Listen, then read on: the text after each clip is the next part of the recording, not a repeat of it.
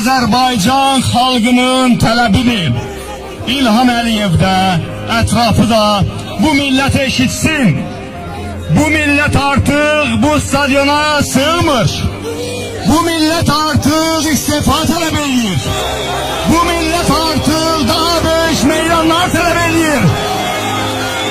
Siz kim olursunuz ki, Azərbaycanlı uşağın, pensionerin, əskərin, zabitin, işsizin, kasıbın pulunu oğurlayıb Londondakı offshorlara daşırsınız.